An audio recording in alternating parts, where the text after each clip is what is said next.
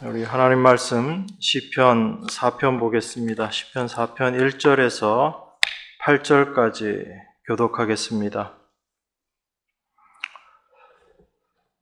내 의의 하나님이여, 내가 부를 때 응답하소서. 곤란 중에 나를 너그럽게 하셨사오니 나를 긍휼히 여기사 나의 기도를 들으소서.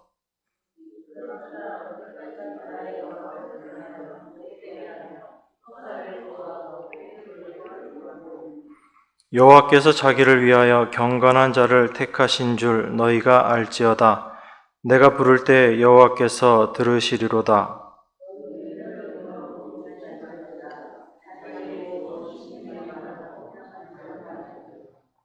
의의 제사를 드리고 여호와를 의뢰할지어다.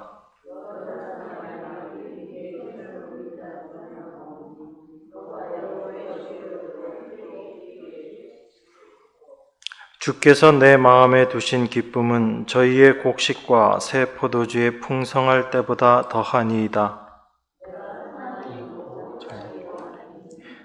안전히 거하게 하시니 오직 여호와시니. 아멘. 이 시편은 말 그대로 시로 되어 있기 때문에 저희들이 이 내용을 보면서 금방 이해가 안 되는 내용들도 있고, 일반 산문들로 되어 있는 내용들, 편지글을 볼 때보다는 쉽게 그 내용들이 파악이 안 되는 경우가 좀 있습니다. 그런 면에서 시편, 특별히 다윗의 시편들을 우리가 보면서 그 내용들을 좀 더 깊이 알고 이해하는 그런 것들이 필요하지 않은가 그런 생각을 합니다. 다윗의 시편들을 보면 하나님과의 관계에서 기쁨을 노래하고 있는 시들이 참 많습니다. 그런 기쁨들, 그것이 단순히 다윗이 무언가 자기가 원하는 그런 좋은 것들을 얻었기 때문에 기쁘고 감사하다 그렇게 이야기하는 것이 아니라 하나님을 더욱더 알아가고 하나님과의 교제 가운데 참된 기쁨이 그 안에서 넘쳐남을 표현하고 있는 것, 이게 다윗의 시의 특징이다라고 우리가 볼 수 있습니다. 여러분들은 어떨 때 많이 기쁘세요? 방금 말씀드린 것처럼 다윗이 기뻐했던 것, 그러한 것들로 기뻐하시는가, 아니면 여러분들이 원했던 것들을 얻어서 기쁘신가? 우리가 그런 것들을 좀 생각해 볼 필요가 있습니다. 물론 우리는 이렇게 생각합니다. 우리가 구하는 것이 세상의 것들, 그런 수준에서는 이제 우린 벗어났다, 그렇게 생각을 합니다. 세상의 물질을 구하는 것도 아니고 자녀가 이 세상에서 잘 되는 그런 복 구하는 것도 아니고, 정말 그러는지 그건 사실 알 수 없지만 그런 것들이 아니라 우리는 하늘의 것들을 구하고 있기 때문에 그 하늘의 것을 내가 얻음으로 내가 기뻐하고 그리고 감사한다, 이렇게 우리들이 생각하기 쉽습니다. 물론 우리가 그러한 것들로 참된 기쁨을 누릴 수 있는데, 다윗이 보여주고 있는 기쁨, 이것은 우리가 생각하고 있는 그런 부분도 아니다라는 것입니다. 그래서 어려운 부분들이 있고 우리가 잘 이해할 수 없는 부분들이 있는 겁니다. 오늘 본문에 보면은 내 의의 하나님이여, 내가 부를 때 응답하소서. 곤란 중에 나를 너그럽게 하셨사오니 나를 긍휼히 여기사 나의 기도를 들으소서, 이렇게 이야기합니다. 내가 부를 때 응답하소서. 곤란 중에 나를 너그럽게 하셨사오니, 이렇게 되어 있거든요. 여기 원어적인 의미가 곤란 중에 있다라는 것은 이런 좁고 협착한 그 상황에, 아주 꽉 막힌 상황에 내가 갇혀 있었을 때 나를 너그럽게 하셨다. 이 너그럽게 하셨다는 표현의 의미는 뭐냐면 넓게 해주셨다. 내 지경을 넓혀주시고 나를 좀 편안하게 해주셨다, 그런 의미입니다. 그런데 실제로 다윗의 상황이, 환경이, 그가 처한 그 일들이 변화하고 바뀌어진 게 없는 상태에서 다윗이 지금 이렇게 기도하고 있거든요. 그러니까 이것은 다윗이 처한 상황 자체가 바뀌었다라기보다는 다윗이 하나님께 부르짖을 때 하나님께서 응답하시고 다윗의 심령 가운데 막혀 있었던 이런 답답함들, 이런 부분들을 하나님께서 풀어주셨다라는 그런 의미로 우리들이 이해를 해야지 됩니다. 그렇지 않으면 우리는 하나님께 기뻐하고 하나님께 간구할 때 우리가 이렇게 곤란 가운데 있습니다 라고 하나님께 기도했을 때 하나님께서 그 곤란의 문제, 어려움의 문제, 그 환경에서 우리를 벗어나게 해 주시면 기쁜 것이고 그렇지 않으면 기쁘지 않은 그런 상태로 머물 수 있기 때문에 그렇습니다. 그래서 다윗은 여전히 곤란 중에 있었어요. 어려움 가운데 있었습니다. 그가 처해 있는 환경은 별반 달라질 게 없었거든요. 그런데 다윗은 어떻게 이야기하냐면 내가 부를 때 응답하소서 곤란 중에 나를 너그럽게 하셨사오니 라고 이렇게 이야기하고 있는 것입니다. 이것이 다윗이 경험했던 하나님, 그 하나님과의 교제 속에서 다윗이 지금 이렇게 고백하고 있는 것이다 라는 것을 우리가 볼 수 있어야지 됩니다. 왜냐하면 지금 다윗이 처한 상황은 저희가 지난번에 이 말씀을 볼 때 시편 3편을 확인을 했었죠. 그 아들 압살롬에게 쫓겨서 도망가고 있는 상황 속에서 하나님을 찬송하고 있었던 다윗의 모습을 우리가 확인할 수 있습니다. 지금 다윗이 기쁨을 이야기하지만 다윗은 여전히 고난 가운데 있거든요. 그 고난 가운데 있으면서도 기쁨을 이야기하고 노래할 수 있다라는 것, 이것이 우리가 다윗을 통해서 알아야지 되는 성도의 모습 중에 하나인 것입니다. 오늘 그것을 좀 살펴보려고 합니다. 다윗이 기쁨의 노래를 부를 수 있었던 것은 결론적으로 말씀드리면 하나님과의 교제를 통해서입니다. 그 하나님과의 교제라는 것은 단순히 우리가 성경 읽고 기도하고 그런 차원의 교제라기보다는 하나님을 더욱더 깊이 알아가고 하나님이 어떤 분이신가를 알아감으로 말미암아 나의 처한 상황과 아무 상관없이 내가 기쁨 가운데 거할 수 있게 되는 그러한 성도의 기쁨에 대해서 다윗이 이야기하고 있다라는 것입니다. 특별히 다윗은 하나님께 대한 그 기쁨을 고백하는 여러 시편의 내용들 중에서 우리가 특징적으로 볼 수 있는 것이 무엇인가 하면 자기 자신이 처한 그 고난의 상황에서 또한 자기 자신이 죄를 범한 그 죄악의 상황에서 하나님께 기뻐하는 그 시들을 많이 썼다라는 것입니다. 이게 우리가 잘 이해가 안 되고 납득이 안 되어지는 부분이다라고 볼 수 있는 거죠. 그런 의미에서 우리가 다윗의 이 기쁨, 이것을 생각해 보면 그 고난 가운데서 일하시는 하나님이 어떤 분인지, 그리고 자기 자신의 죄악된 모습을 발견하고 그 죄 가운데 있는 자기에게 쏟아부어준 하나님의 은혜가 무엇인지, 결국은 고난과 죄라는 것을 통해서 하나님이 어떤 분이신가를 더욱더 깊이 알게 되었다라는 것이 다윗에게 있어서 참된 기쁨이다라고 우리가 볼 수 있는 것입니다. 이런 것을 하나님과의 교제, 또 영적인 교제다라고 우리가 그렇게 이야기할 수 있는 것입니다. 여러분, 내 의의 하나님이여, 이렇게 다윗이 처음 이야기하잖아요. 이 내 의의 하나님이여 라는 이 표현의 의미는 하나님은 의로우신 분입니다, 이런 의미에서는 조금 더 나아가는 부분입니다. 하나님은 의로우신 분이 분명히 맞죠. 그런데 다윗이 지금 내 의의 하나님이여 라고 이렇게 노래하는 것은 하나님은 의로우신 분이십니다, 이 정도 차원에서 이야기하는 것이 아니라 하나님만이 나에게 의가 되십니다라는 그런 의미인 거예요.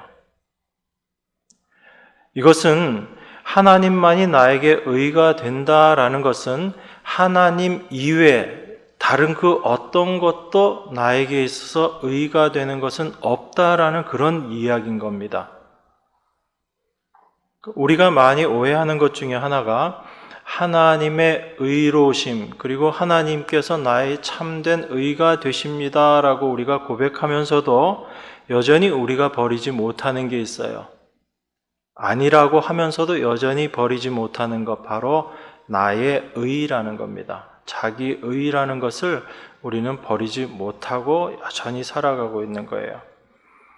그래서 말은 하나님의 의를 이야기하지만 실제 우리들의 삶은 하나님의 의를 드러내려고 하는 삶이기보다는 내 자신의 의를 드러내려고 하는 삶을 살아가는 경우가 더 많다라는 것입니다.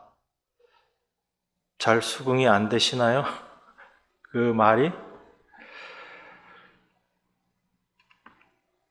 우리가 교제를 하던 이 세상에서 일상적인 삶을 살아가게 되던 그 모든 삶 속에서 우리가 더욱더 깊이 알아야지 되는 것은 하나님께서 어떻게 일하시고 또 어떻게 일하셨는가, 이것을 우리가 더욱더 깊이 알아가야지 되는 것입니다.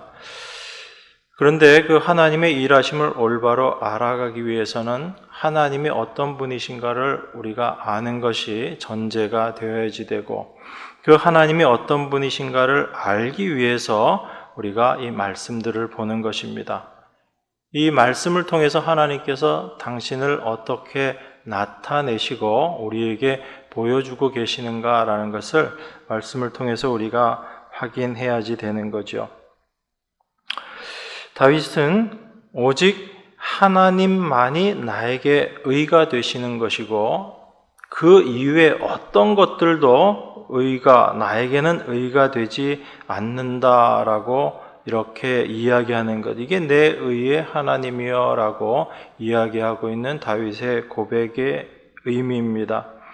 다윗이 왜 이렇게 이야기하는가, 그것을 우리가 좀 생각해 볼 필요가 있습니다. 시편 3편에서 다윗을 대적하는 많은 사람들이 다윗을 비웃었죠. 다윗을 조롱했습니다. 뭐라고 비웃고 뭐라고 조롱했죠? 다윗이 죄를 지었다라는 것은 온 세상이 다 아는 이야기죠. 다윗이 간음하고 그리고 살인을 저질렀다라는 것은 누구나 알 수 있는 그런 객관적인 사실입니다. 그러한 사실들을 토대로 해서 어떤 일이 벌어지게 되냐면 다윗의 아들 압살롬이 반역을 하는 일이 벌어지게 됩니다. 그런데 하나님께서 그 일 가운데 어떻게 일하시는가 하면, 하나님이 다윗을 왕으로 세우셨는데도 불구하고 하나님께서 다윗을 지켜주지 않으신다라는 거예요. 압살롬에게 쫓겨가게 그대로 내버려 두신다라는 것입니다. 그래서 사람들이 다윗을 조롱하고 비방하는 거죠. 그 내용이 뭘까요? 사람들이 어떤 기준을 가지고 다윗을 비방하고 조롱하는가 하면, 다윗, 너가 죄를 지었잖아. 너가 죄를 지었기 때문에 그 죄에 대한 벌을 하나님께서 지금 내리시는 것이고, 그리고 하나님이 너의 죄로 말미암아 너를 이제 더 이상 사랑하지 않으신다라는 것을 보여주고 있는 것이다. 그렇게 사람들이 그 사건, 그 상황을 바라보고 이해하고 있는 것입니다. 아들에게 쫓겨서 아버지가 맨발로 울면서 도망가고 있는 그 모습, 그것을 보면서 더 이상 하나님은 너를 지켜주시지 않는다라고 사람들이 그렇게 비방을 하고 있는 거죠. 조롱하고 있는 거죠. 그게 시편 3편에 나와 있었던 내용이잖아요. 그게 다윗의 대적들이었거든요. 그런데 그 다윗을 대적한 자들의 그 대적이 사실은 하나님을 대적하고 있는 모습이다라는 것입니다.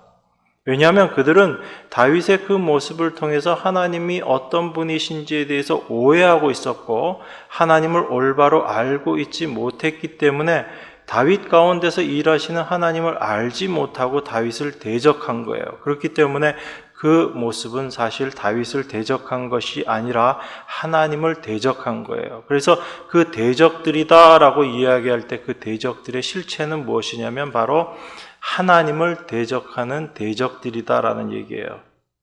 그런데 그 대적들의 본질이 어떤 것이냐면 겉으로 드러나는 것을 가지고 판단하고 있다라는 것입니다. 겉으로 드러나는 환경, 다윗이 한 행동, 그리고 지금 다윗이 처해 있는 그런 환경을 통해서 그것을 가지고 하나님은 지금 이렇게 생각하시고 하나님은 이런 분이야 라고 생각하고 다윗을 비방하고 조롱한 거죠.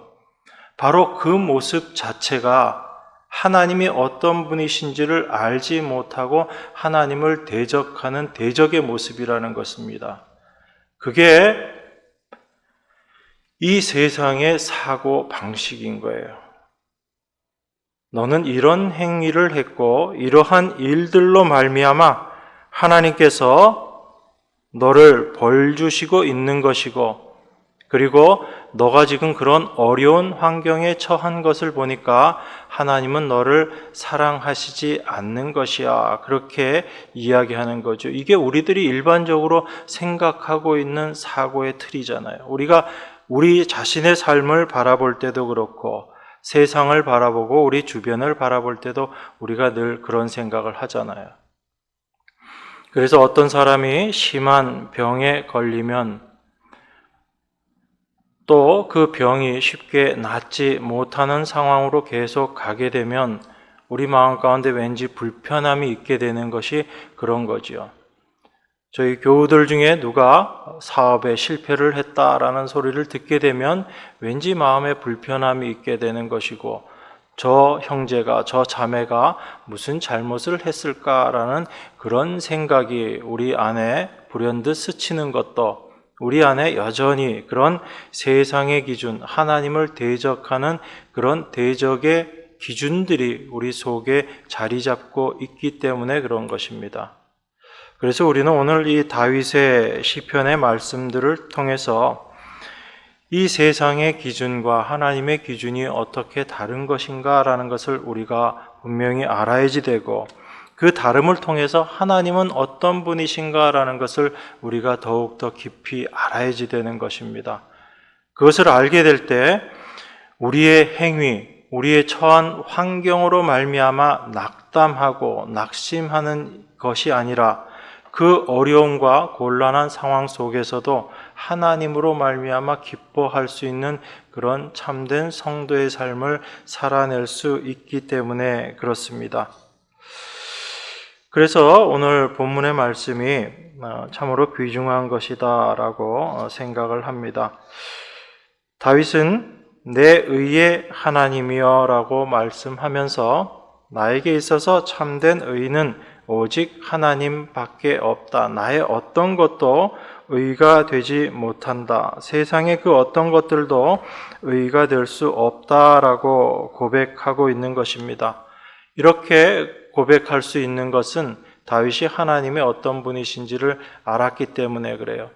자기는 분명히 간음을 하고 살인을 하고 큰 죄를 지어서 지금 곤란 가운데 있는 상황이지만 그 상황 속에서도 하나님은 여전히 나를 사랑하고 계신다라는 것을 다윗이 알고 있었고, 그 사랑하심의 하나님을 알고 있었기 때문에 내가 어떤 다른 것들로 의로워지는 것이 아니고 오직 하나님으로 말미암아 내가 의로워지는 존재이구나라는 것을 다윗이 깊이 알았던 것입니다.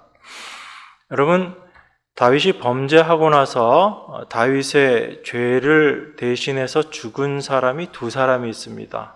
한 사람이 우리아고요, 또 한 사람은 다윗과 밧세바를 통해서 생겨났던 그 아이가 죽게 됩니다. 그러니까 다윗이 범죄함으로 말미암아 대신 죽은 자가 있는 거예요. 나는 죄를 지어서 그 죄로 말미암아 내가 죽어야지 되는데 나 대신 다른 사람이 죽은 것입니다. 그것을 통해서 다윗 안에 하나님으로 말미암은 분명한 깨달음이 있게 되었던 거죠.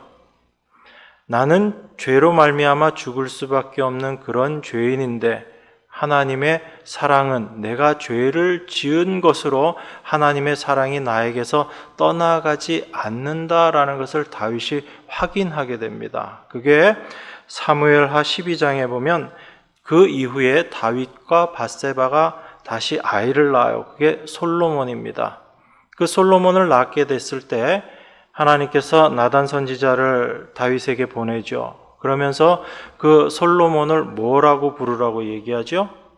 여디디아라고 부르라고 그렇게 이야기합니다. 그 여디디아의 뜻이 뭐예요? 여호와의 사랑을 입은 자라는 것이 여디디아예요. 그러니까 다윗은 자기의 범죄함으로 말미암아 하나님의 사랑이 떠나가고 나는 이제 하나님의 사랑을 받을 수 없는 자가 되었다라고 그렇게 탄식할 수밖에 없는 상황이었는데 하나님께서는 솔로몬을 주시고 그 솔로몬의 이름을 여호와의 사랑하심을 입은 자, 하나님의 사랑하심을 입은 자라고 그렇게 부르게 해주신 거예요. 그 솔로몬을 통해서 하나님은 다윗에게 뭐라고 얘기하고 계신 거예요? 내가 너에게 사랑을 여전히 주고 있다. 나는 여전히 너를 사랑하고 있다라는 것을 하나님께서 다윗으로 하여금 깨닫게 해주신 거죠. 그래서 다윗이 알게 되는 겁니다. 뭘 알게 되냐면 하나님의 은혜와 사랑이 무엇인지를 알게 되는 거예요.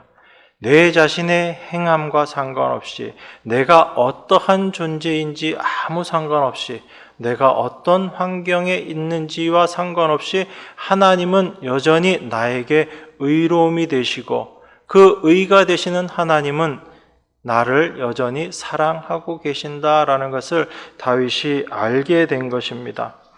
그런데 세상 사람들은 어떻게 얘기해요? 다윗을 보면서 다윗이 지금 처한 환경을 보면서 너는 하나님의 사랑을 받지 못하는 자야. 그렇게 조롱하고 있는 거죠. 그래서 그 조롱하는 사람들을 향해서 다윗이 이야기하고 있는 것이 2절입니다. 인생들아 어느 때까지 나의 영광을 변하여 욕되게 하며 허사를 좋아하고 괴유를 구하겠는고 이렇게 이야기하는 것입니다.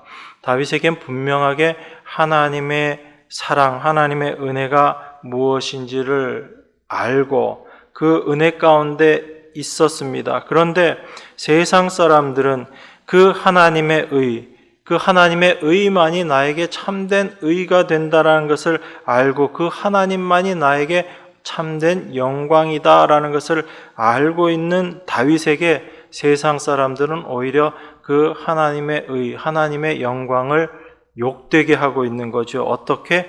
변하여 욕되게 하고 허사를 좋아하는 그 모습으로 세상이 다윗을 지금 보고 있다라는 것입니다. 다윗이 바라보고 있는 하나님과 세상이 바라보고 있는 하나님이 이렇게 다른 거예요. 그래서 그 하나님의 영광을 욕되게 하고 있는 그들에게 하나님의 영광, 나에게 참된 영광이 되시는 그 하나님, 그것을 변하여 욕되게 하는 것, 그것이 바로 허사를 좋아하는 너희들의 모습이다라고 다윗이 이야기하고 있는 것입니다. 다윗은 그래서 분명하게 알게 된 게 있어요. 그게 뭐냐면 하나님이 나를 사랑하시는 것은 내가 하나님께로부터 칭찬받을 만한 어떤 선한 일을 했기 때문에 하나님께서 나를 사랑하는 것이 아니다라는 것을 다윗이 그제서야 알게 되는 겁니다. 다윗이 하나님께로부터 왕으로 기름 부음을 받는 것도 다윗의 어떠함과는 아무 상관이 없었던 거예요. 단지 그 다윗을 부르시고 기름 부음 주신 하나님의 뜻 안에서 다윗이 왕이 된 거죠. 그래서 다윗이 이 일들을 통해서 이제 알게 된 거죠.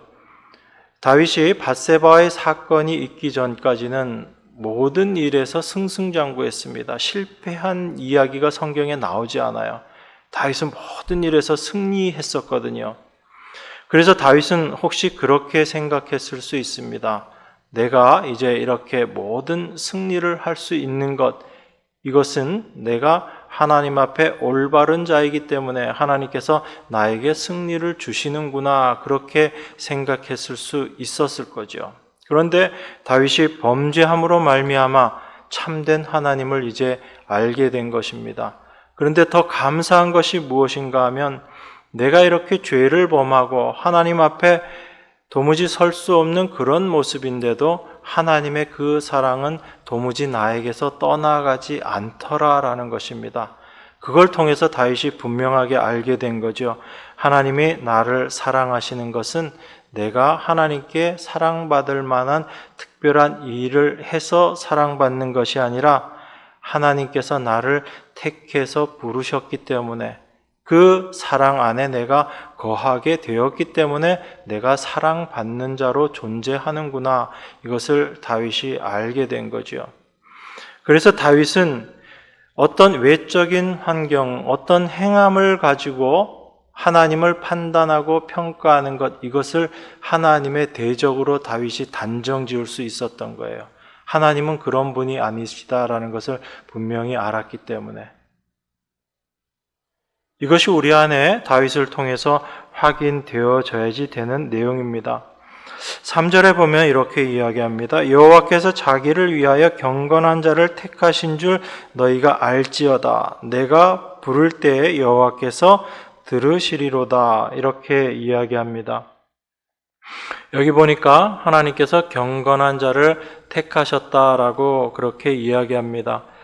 그런데 이 경건한 자를 택하셨다는 이 말씀의 의미는 다윗이 경건했기 때문에 하나님께서 택하셨다, 그런 의미가 아니고, 그 경건의 의미를 이 뒤에 나중에 5절에서 설명하고 있습니다. 그 경건의 의미가 무엇이냐면 의의 제사를 드리고 여호와를 의뢰하는 것, 이것을 경건의 의미로 다윗이 지금 이야기하고 있는 것입니다.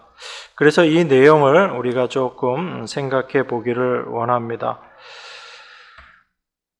세상의 기준은 분명히 겉으로 드러나는 것, 다윗이 죄를 지었기 때문에 하나님께서 심판하시고 지금 곤란 가운데 있게 하셨다라는 것, 이게 세상의 기준이라고 말씀드렸어요. 그런데 다윗은 그러한 것과 상관없이 하나님은 나를 택하셨기 때문에 나를 경건한 자로 인정하시고 하나님께서 나를 여전히 사랑하신다라는 것을 다윗이 이야기하고 있습니다. 그 다윗의 고백 중에 우리가 잘 알고 있는 시편 51편의 내용이 있어요. 그 내용은 여러분들이 잘 알고 계시죠. 다윗이 하나님 앞에 자기의 죄를 고백합니다. 그런데 다윗이 그 고백하는 내용을 보면 다윗의 고백이 이런 거예요. 하나님, 제가 죄를 지었습니다. 저를 용서해 주세요. 이렇게 다윗이 고백하지 않는다고요. 다윗은 오히려 내가 죄를 지은 것은 내가 죄악 중에 태어났기 때문입니다 라고 그렇게 이야기합니다. 이것은 자기의 죄를 부정하고 부인하는 그런 차원의 얘기가 아니라 자기 자신이 바로 죄의 존재 자체입니다 라는 것을 하나님 앞에 고백하고 있는 모습이에요. 여러분, 내가 죄를 지었기 때문에 죄인이 되고 하나님께서 그것에 대해서 심판하신다라고 한다면 우리는 이렇게 생각할 수 있어요. 내가 그러면 죄를 짓지 않는다면 하나님께서 나를 벌 주시 않으시고 나를 심판하지 않으시겠구나라고 생각하고 우리는 죄를 짓지 않으려고 애를 쓰게 됩니다. 그런데 내 자신이 죄의 존재 자체다, 내가 죄악 중에 태어난 자이다 라고 이야기를 하게 되면 이제 상황이 달라지는 거예요. 내가 죄를 안 지을 수도 없을 뿐더러 혹여 내가 죄를 짓지 않는다고 하더라도 내가 하나님의 심판에서 벗어날 수 없는 존재이구나라는 것을 알게 되는 거예요. 그게 내가 죄악 중에 출생했습니다라고 이야기하는 다윗의 고백인 거거든요. 그러니까 다윗에게는 이제 하나님께서 나를 용서해 주시고 하나님이 나의 의가 되시지 않는다면 나는 심판에서 도무지 벗어날 수 없는 그런 존재입니다라는 것이 다윗이 지금 고백하고 있는 내용이에요. 여러분, 시편 51편에서 다윗이 이야기하는 것은 나의 본질이 죄입니다라는 이 정도의 차원이 아니라 나에게 있어서는 이제 하나님이 나와 함께 하시지 않으면 나는 절대로 이 죄에서 벗어날 수 없고 이 심판에서 벗어날 수 없는 그런 죽음의 존재입니다라는 그 고백을 하고 있는 거예요. 내가 죄를 지어서 하나님께서 심판하신다면 내가 죄를 안 지어서 하나님으로부터 복을 받을 수 있는 존재이지만 나라는 존재 자체가 죄다라고 했을 때, 심판의 존재다라고 했을 때는 하나님의 은혜가 나에게 함께 하시지 않는다면 나는 그 심판에서 벗어날 수 없다라는 것이거든요. 다윗은 지금 그 고백을 하고 있는 겁니다. 시편 51편에서. 그래서 하나님의 용서하심과 그 하나님의 의가 아니면 나는 도무지 생명에 거할 수 없습니다 라는 이 고백을 하고 있는 것이 다윗의 고백인 거예요. 그런데 하나님께서 다윗을 이 자리로 끌고 가신 거예요. 다윗이 범죄하기 이전에는 그 하나님을 알지 못했었거든요. 그런데 다윗이 범죄함으로 말미암아 자기 자신이 죄의 존재임을 깨닫고 나서 그 하나님을 알게 된 거죠. 그렇게 하나님을 알고 나니까 다윗은 이제 자기 자신을 의지하지 않고 오직 하나님만을 의지하고 하나님의 의만을 간구하는 자로 나아가게 되는 겁니다. 이게 하나님께서 말씀하시는 경건한 자라는 그런 의미인 거예요. 이게 의의 제사를 드리는 것이고 그 의의 제사를 동일한 구절에서 여호와를 의뢰하는 것이다라고 그렇게 말씀하고 있는 것입니다. 하나님은 우리를 그 자리로 끌고 가시는 거예요. 내 안에 여전히 남아있는 나를 의지하려고 하는 것, 나를 믿고 나의 의를 세우려고 하는 그 모습에서 하나님은 끊임없이 우리의 본질이 어떠한지를 깨닫게 하심으로 말미암아 하나님만을 의지하는 자로 만들어 가고 계시는 것입니다. 그래서 다윗의 현재의 처한 모습이, 곤란 중에 있는 이 모습이 세상 사람들이 보기에는 어떤 모습인가요? 하나님께로부터 버림받은 자의 모습인 것처럼 보여지는 이 모습, 이것이 바로 하나님을 대적하고 있는 세상의 시각이라는 거예요. 하나님은 우리를 그 시각에서 벗어나게 하시고 하나님과의 관계 속에서 내 자신을 바라볼 수 있고 내가 어떠한 위치에 있는가를 깨닫게 하시는 그 은혜의 자리로 우리를 끌고 가고 계시다라는 겁니다. 내 삶 가운데 어떠한 어려움이 닥쳐온다 할지라도 세상 사람들은 나의 처한 환경을 보고 내가 행하는 그 행함을 보고 나를 비난하고 손가락질 한다 할지라도 나는 그러한 내 모습 속에서도 여전히 나를 사랑하고 계시는 하나님의 은혜를 고백하고 있는 것입니다. 그러니까 우리가 영적이지 못한 모습이 어떤 모습인 거예요? 우리 주변에 있는 사람들의 삶의 모습들을 보면서 그것을 세상의 시각을 가지고 판단하고 비난하고 비판하고 하는 것들이 영적이지 못한 바로 죄의 모습이다라는 것을 우리가 분명히 알아야지 됩니다. 여러분, 우리는 그 누구도 남을 판단할 수 있는 위치에 있지 않다라는 것을 우리가 분명히 알아야지 됩니다. 하나님은 내 입에서 나오는 어떤 판단의 말, 비난의 말을 통해서 내가 하나님 앞에 지금 올바른 관계에 있지 못하구나라는 것을 깨닫게 하세요. 그게 성령께서 우리 안에서 역사하고 계시는 증거입니다. 그런데 내 안에 그러한 깨달음이 없다면 내가 지금 하나님의 음성을 무시하고 있다라는 것을 우리가 분명히 확인해야지 되는 겁니다. 다윗은 지금 자기의 처한 환경을 가지고 세상 사람들이 보는 시각으로 자기 자신을 비난하고 조롱하고 있는 사람들을 단순히 모른다라는 표현 정도가 아닌 하나님을 대적하는 대적이다라고 이야기하고 있는 거예요. 그러니까 우리 자신이 늘 어떤 모습으로 살아가고 있는 거예요. 늘이라고 표현해서 좀 죄송하긴 하지만 여러분이나 저나 하나님을 대적하는 자로 살고 있는 거예요. 그런데 그렇게 살고 있는 우리를 하나님께서 버리시지 않으시고 하나님께서 우리를 택하시는데 그 하나님의 택하심 속에서 우리를 경건한 자로 만들어 가시는 하나님의 일하심이 있다라는 것입니다. 어떤 하나님의 일하심이요? 나의 죄를 깨닫게 하시고 오직 하나님만 의지하는 자로 만들어 가시는 그 하나님의 일하심이 우리에게 함께 있다라는 것입니다. 이것이 우리에게 참된 감사가 되어야지 되는 것입니다. 4절에 보면 이렇게 이야기합니다. 너희는 떨며 범죄치 말지어다. 자리에 누워 심중에 말하고 잠잠할지어다. 여러분, 지금 대적들에게 다윗이 이렇게 이야기합니다. 너희는 하나님 앞에 범죄치 말아라. 자리에 누워서 심중에 말하고 잠잠할지어다. 이렇게 이야기합니다.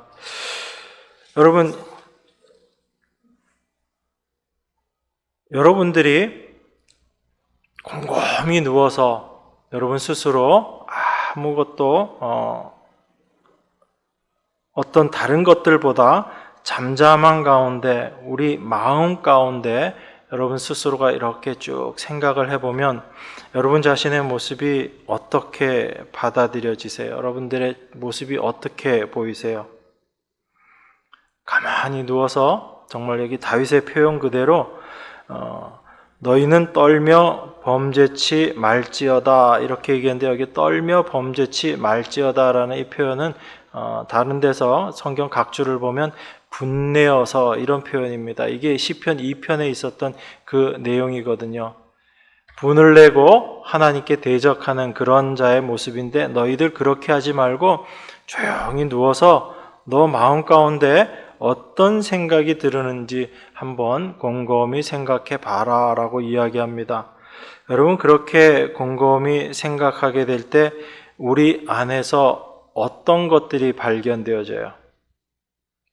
나는 참 잘했어 이런 게 발견되어지나요? 아니면 여러분 안에 우리들 마음 가운데 나의 죄를 발견하게 되나요? 다윗은 지금 그 얘기하고 있거든요. 너희 분내서 그렇게 떠들지 마. 너희들 조용히 잠잠하게 너희들 마음 가운데서 어떤 말이 나오는지 잠잠하게 한번 들어봐 라고 그렇게 이야기합니다. 그랬을 때 우리 안에서 확인되어지는 것이 우리들의 죄의 모습이고 그렇게 자기의 죄를 알게 될 때 우리가 하나님 앞에 의의 제사를 드릴 수 있게 되는 것입니다.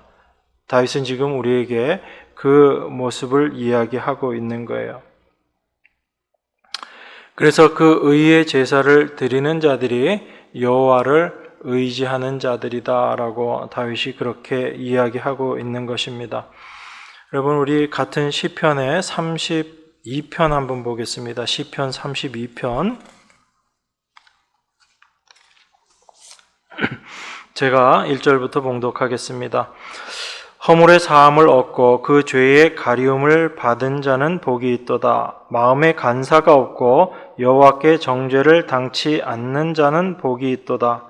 내가 토설치 아니할 때에 종일 신음함으로 내 뼈가 쇠하였도다.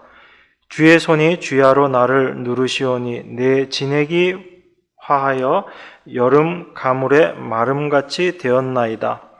내가 이르기를 내 허물을 여호와께 자복하리라 하고 주께 내 죄를 아뢰고 내 죄악을 숨기지 아니하였더니 곧 주께서 내 죄의 악을 사하셨나이다. 이로 인하여 무릇 경건한 자는 주를 만날 기회를 타서 주께 기도할지라. 진실로 홍수가 범람할지라도 저에게 미치지 못하리이다. 주는 나의 은신처이오니 환난에서 나를 보호하시고 구원의 노래로 나를 애우시리이다. 여러분, 지금 다윗이 하나님의 용서 가운데 있는 그 기쁨을 노래하고 있거든요. 그 하나님의 용서함을 받은 그 기쁨을 다윗이 이야기를 하는데 두 가지를 이야기하고 있습니다. 그게 뭐냐면 내 허물을 내가 주께 고백하겠다라는 것입니다. 5절에 내가 이르기를 내 허물을 여호와께 자복하리라. 주께 내 죄를 아뢰고 내 죄악을 숨기지 아니하였더니 곧 주께서 내 죄의 악을 사하셨나이다. 이렇게 이야기합니다. 근데 주님 앞에 나의 죄를 토설하지 않았을 때 내 모습이 내 뼈가 쇠하고 내가 종일 신음했습니다. 라고 그렇게 이야기합니다. 하나님은 우리를 이 죄의 모습으로 끌고 가셔서 내 안에 있는 죄악을 하나님 앞에 다 고하게 하심으로 하나님의 용서의 은혜가 어떠한 것인지를 깨닫게 하시는 것입니다. 그리고 또 한 가지, 하나님께서 다윗에게 그 용서의 기쁨을 위해서 다윗을 경건한 자로 인도하시는 그 모습이 있습니다. 그것이 6절에 나와 있는 내용인데요. 이로 인하여 무릇 경건한 자는 주를 만날 기회를 타서 주께 기도할지라, 그렇게 이야기합니다. 이 주를 만날 기회를 타서라고 되어 있는 이 말씀의 의미가 죄를 깨달을 때 주님께 기도해라 라고 우리 성경 각주에 보면 나와 있습니다. 너가 죄를 깨달았을 때 그때 주께 기도해라 라는 이야기죠. 내 죄를 하나님께서 용서해 주시는 그 죄를 내가 알게 되는 것, 그 죄를 고백하는 것과 그리고 죄를 깨닫게 되었을 때 그 주님께 나의 죄를 기도하는 것, 이것은 바로 나의 죄의 용서 그리고 나를 인도하여 주시는 하나님의 그 인도를 구하는 그 모습인 거죠. 이게 경건한 자의 모습이다라는 것을 지금 다윗이 이야기하고 있는 것입니다. 그러니까 경건한 자라는 것은 우리가 생각하는 그러한 경건함이 아니라 내가 내 자신의 죄를 깨닫게 되고 그리고 그 죄로 말미암아 내가 하나님을 더욱더 의지하는 자로 나아가게 되는 것, 이걸 다윗은 지금 경건한 자다라고 이야기하고 하나님은 택하신 당신의 백성을 이러한 자로 만들어 가고 계신다라는 것입니다. 그래서 내 죄악 가운데서도 하나님은 여전히 나를 버리시지 않으시고 나를 용서하시고 하나님의 은혜 가운데 거하게 하신다라는 거죠. 그래서 바울이 허물의 사함을 얻고 그 죄의 가리움을 받는 자의 복, 이것을 로마서 4장에서 동일하게 이야기하고 있는 거죠. 이것이 다윗이 받은 복인 것이고 이것이 아브라함을 통해서 하나님께서 보여주셨던 참된 복인 것입니다. 그 행함이 아니라 오히려 경건치 아니한 자를 의롭다 하시는 그 하나님의 은혜가 무엇인지를 아는 그 참된 기쁨 가운데로 인도하시는 그 복, 그것을 함께 누리는 자들이 아브라함의 후손된 우리들이다라는 것을 여러분들이 꼭 기억하셔야지 됩니다. 그래서 다윗이 6절부터 이렇게 이야기합니다. 여러 사람의 말이 우리에게 선을 보일 자 누구뇨 하오니 여호와여 주의 얼굴을 들어 우리에게 비춰 주소서, 그렇게 이야기합니다. 하나님의 얼굴을 비추어 달라고 다윗이 지금 이렇게 이야기하는 것입니다. 원래 하나님의 얼굴을 비춰 주소서라는 이것은 제사장들이 이스라엘 백성들에게 하는 축복의 말이에요. 이게 민수기 6장에 나와 있는 그 말씀인데, 그런데 하나님께서 그 얼굴을 우리 사람들에게 바로 비추시게 되면 사람들이 그걸 감당을 못 하잖아요. 그 죄 가운데 다 죽을 수밖에 없는 존재들이기 때문에 하나님께서 당신의 백성들에게 당신의 얼굴을 구름으로 가리시고 그렇게 말씀하고 계시는 거죠. 그런데 이 땅에 하나님을 증거하기 위해서, 하나님을 드러내시기 위해서 오신 분이 바로 예수님이시잖아요. 그 예수님을 통해서 우리는 이제 하나님의 얼굴을 볼 수 있게 되는 것입니다. 다윗의 지금 이 시편의 간구를 하나님께서 예수 그리스도를 통해서 이루어내시는 거예요. 그 하나님의 얼굴을 비추어 주십니다. 그런데 여러분, 어떠한 사람들이 이 하나님의 얼굴을 올바로 바라보고 올바로 하나님으로 깨닫게 되나요? 우리가 알고 있다시피 신약에 나와 있는 그 많은 사람들 중에서 예수님을 참된 하나님으로 알아본 사람들은 어떤 사람이죠? 구약에서 이야기했던 고아요, 과부요, 나그네와 같은 아무것도 의지할 수 없었던 자들이고요. 그리고 우리가 죄인이라고 이야기하는 세리나 창기나 아주 공적으로 인정된 죄인, 예수님의 발에 향유를 쏟아부은 그 여인을 바리새인이 뭐라고 이야기하죠? 저 여인이 죄인인 것을 온 동네가 다 아는데 저 죄인이 지금 저렇게 행동하는데 저 사람이 왜 가만히 있지? 그렇게 이야기하는 내용이 나옵니다. 그러니까 예수님을 알아본 사람들은 어떤 사람들인 거예요, 다. 자기뿐만 아니라 남들도 다 죄인이라고 인정하는 그 사람들이 오히려 예수님을 알아보고 예수님께 나오는 거예요.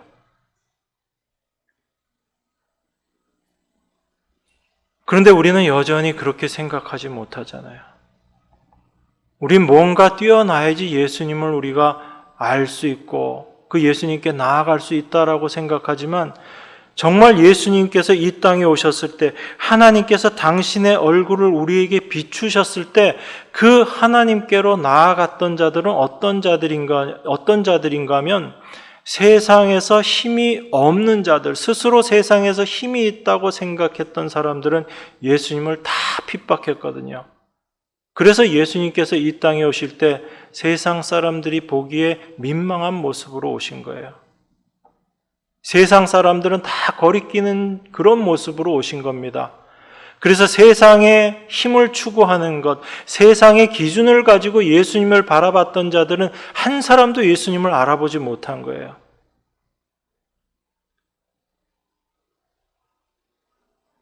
그런데 이 세상에서 힘을 가지지 못하고 세상의 기준으로는 도무지 인정받지 못하는 자들은 오히려 이 땅에 오신 하나님을 알아보는 그 은혜 가운데 있었다라는 것이 우리가 성경을 통해서 분명히 알아야지 되는 사실인 겁니다. 여러분, 누가복음 19장에 보면 삭개오 이야기가 나옵니다. 삭개오가 그 예수님의 소식을 듣고 뽕나무 위에 올라가서 그 예수님을 보고 참된 기쁨을 누리게 됩니다. 예수님께서 그 삭개오에게 찾아오신 거잖아요. 예수님께서 삭개오에게 찾아오셔서 오늘 내 집에 구원이 임했다라고 예수님께서 말씀하십니다. 그렇게 됐을 때 삭개오가 했던 행동이 뭐냐면 내가 지금까지 가지고 있던 재산 절반 다 가난한 자들에게 나누어 주겠습니다. 내가 혹시라도 속여서 뺏은 것 있으면 4배로 다 갚겠습니다. 이렇게 이야기합니다. 삭개오가 이렇게 이야기하는 것은 하나님의 얼굴을 보았기 때문에 그런 거예요. 그렇게 하나님의 얼굴을 보게 되었을 때 세상이 힘이라고 생각했던 그 부를 포기할 수 있는 거예요. 그걸 다 내려놓을 수 있는 겁니다.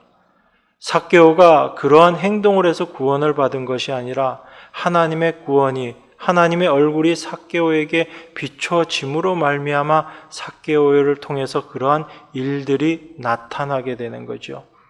이게 하나님의 얼굴을 본 자들의 모습인 것입니다.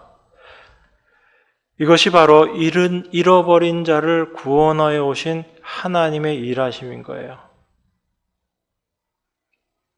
그런데 우리는 여전히 세상의 시각을 가지고 세상의 기준을 가지고 교회 안에서 우리 주변에 있는 사람들을 판단하고 평가한다면 이것이 바로 하나님의 대적으로 일하고 있는 모습인 것을 우리가 분명히 알아야지 됩니다.